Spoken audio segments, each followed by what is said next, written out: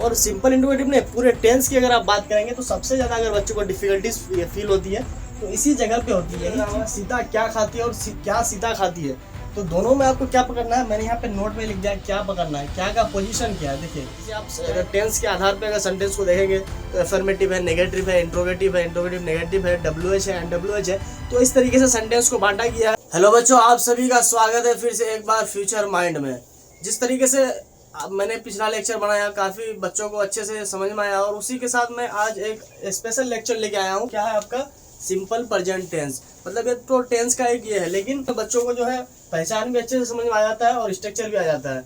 लेकिन सवाल ये उठता है जब हम डू डस की बात करते हैं तो यहाँ पे क्या होता है, दिक्कतों का सामना करना पड़ता है। तो डू डस जैसे आप अगर टेंस के आधार पे अगर सेंटेंस को देखेंगे तो अफर्मेटिव है, नेगेटिव है, इंट्रोगेटिव है, इंट्रोगेटिव नेगेटिव है, WH है, NWH है, तो इस तरीके से सेंटेंस को बांटा गया है। तो इसमें क्या होता है, जैसे अगर आप सिंपल स्ट्रक्चर की बात करेंगे तो क्या होता है, subject plus V1 V5 plus object. तो जब आप अफर्मेटिव सेंटेंस की बात करो, ये जो आपका स्ट्रक्चर है ये सिर्फ अफर्मेटिव सेंटेंस का है। तो अफर्मेटिव सेंटेंस की अगर आप बात करोगे तो इसमें क्या होता है, V1 V5 प्लस ऑब्जेक्ट लगता है।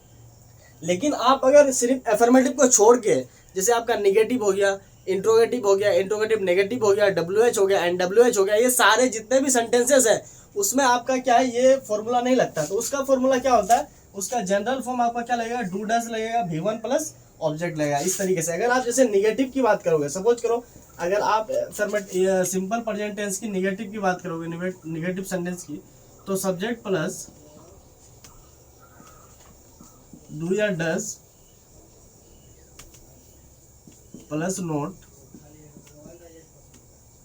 Plus V1 plus object. तो इस ये वाला जो स्ट्रक्चर है हमारा किसका है, निगेटिव का। तो इसमें सेंटेंस किस तरह बनेगा, जैसे इसका क्या होगा कि ये नहीं वाला है, नेगेटिव है। अगर बोलेगा कि मैं नहीं पढ़ता हूं तो आई डू नॉट रीड। तो देखिए अब इसमें आया, लेकिन अब अगला एग्जांपल क्या लेते हैं, ही डजंट ईट, वो नहीं खाता है। ठीक है, दो तरह का एग्जांपल आपको दिख गया। अब इसमें क्या है, डू है, इसमें डज है। अब यही कॉन्सेप्ट आपको समझना है कि डू कहाँ लग रहा है और डज कहाँ लग रहा है। देखिए आप ये वाला दोनों सेंटेंस नेगेटिव है, यहाँ डू इसलिए लग रहा है क्योंकि ये जो आई है, आई हमारा आई के साथ क्या लगता है, आई हमारा कौन सा ये है, सब्जेक्ट है। आई हमारा एक्चुअल में सिंगुलर है लेकिन इसको प्लूरल बनाया जाता है, इसके साथ ये प्लूरल के साथ हमारा क्या लग रहा है, डू लग रहा है। उसी तरीके से ही जो है हमारा कौन सा सब्जेक्ट है, हमारा ये सिंगुलर सब्जेक्ट है। सिंगुलर सब्जेक्ट के साथ क्या लगेगा, हमारा डज लगता है, सिंगुलर सब्जेक्ट के साथ डज लगेगा। तो यही इसका क्या होता है, फॉर्मूला होता है, सिंगुलर सब्जेक्ट के साथ डज लगेगा और प्लूरल सब्जेक्ट के साथ डू लगता है। जैसे आप देखो यहाँ पे, they do not take lunch, उसके बाद she does not go to school.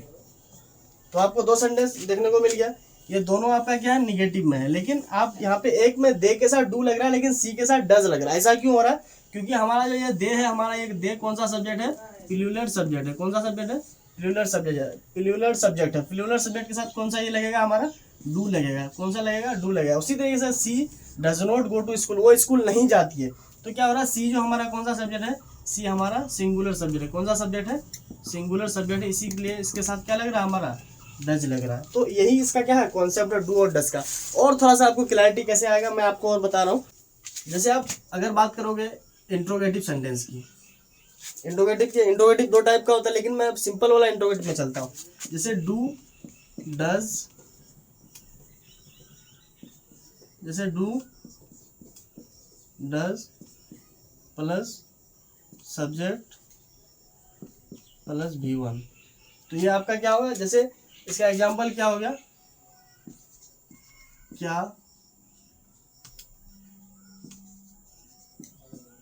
क्या वो घर जाता है।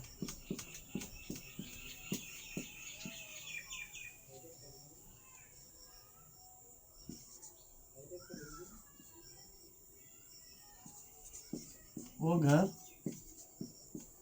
कब जाता है। तो अब देखिए दोनों सेंटेंस में क्या वो घर जाता है, वो घर कब जाता है। ये देखिए आपका WH यहाँ पे आ गया, लेकिन यहाँ क्या जो आ गया स्टार्टिंग में, तो क्या वाला क्या होगा, क्या अगर कभी भी स्टार्टिंग में आए तो इसका मतलब आपको क्या है, सिंपल इंट्रोगेटिव समझना है कि इसका मतलब ये सिंपल इंट्रोगेटिव की बात कर रहा है। और ये आपको सिंपल इस तरह से लिख देना है, does she go to home. लेकिन अगर ये वाला वो घर कब जाता है तो आपका ये क्या हो गया, ये WH वाला इंट्रोगेटिव हो गया, when does she go to home. ये दोनों सेंटेंस में आपको डिफरेंस समझ में आ रहा है।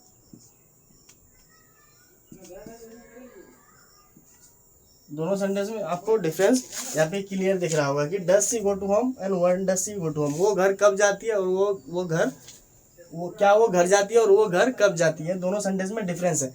तो आपको क्या वाला सेंटेंस का किस इसमें आपको नोट करके क्या ध्यान रखना है, इसको आपको नोट में क्या ध्यान रखना है कि जब भी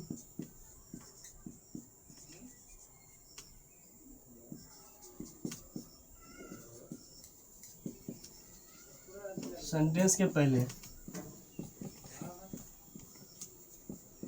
क्या आए तब आप सिंपल इंट्रोगेटिव समझेंगे। और दूसरा नोट, जब सेंटेंस के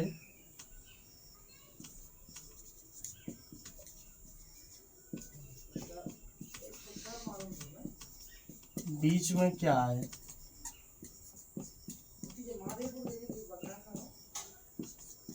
तब क्या होगा, WH इंट्रोगेटिव।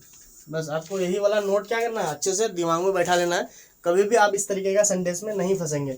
जैसे एग्जांपल के तौर पे आप यहाँ देख सकते हैं। अब दोनों सेंटेंस में आपको कंफ्यूज लग रहा होगा, सीता क्या खाती है और क्या सीता खाती है। तो दोनों में आपको क्या पकड़ना है, मैंने यहाँ पे नोट में लिख दिया क्या पकड़ना है, क्या का पोजीशन क्या है। देखिए क्या यहाँ पे क्या है आपका, सीता क्या खाती है, बीच वाला पोजीशन को होल्ड कर रहा है, इसका मतलब ये क्या हो गया आपका WH होगा। तो यहाँ पे इसको आपको क्या लिख देना है, व्हाट डज सीता ईट। और ये वाला क्या होगा आपको, क्या का पोजीशन आप यहाँ देखिए, क्या का पोजीशन आपको क्या हो रहा है, पहले दिख रहा है सेंटेंस के, तो इसका मतलब ये क्या आपका सिंपल इंट्रोगेटिव हो गया। तो क्या है, क्या सीता खाती है, तो डज सीता ईट, क्या हो गया, डज सीता ईट। तो ये वाला आपको क्लियर समझ में आ गया। अगर आपको नहीं समझ में आ रहा, बार बार इसको रिपीटेड फॉर्म में देखो। और ये बहुत बड़ा कॉन्सेप्ट है, बच्चों को बहुत ज़्यादा यहाँ पे डिफिकल्टीज होने लगता है। और एग्जामिनर क्या होता है, आपको इसी तरह के सवाल में बहुत ज़्यादा फंसाता है। जैसे सिंपल इंट्रोगेटिव में हर तरह के सवाल बच्चे से बन जाते हैं, लेकिन दिक्कत सिर्फ यही होती है। और सिंपल इंट्रोगेटिव में पूरे टेंस की अगर आप बात करेंगे तो सबसे ज़्यादा अगर बच्चों को डिफिकल्टीज फील होती है तो इसी जगह पे होती है। यही चीज़ जो बच्चे को बहुत जल्दी क्लियर नहीं हो पाती है। तो आप बार बार रिपीटेड फॉर्म में इस चीज़ को देखें, एक बार नहीं हो रहा, रिवाइज के तौर पे बार बार देखें और इस कॉन्सेप्ट को एक बार क्लियर कर लिए तो फिर आपका टेंस यहाँ से क्लियर हो जाएगा। ये टेंस का बहुत बड़ा क्या है, मेन पॉइंट है, टेंस का बहुत बड़ा बेस है।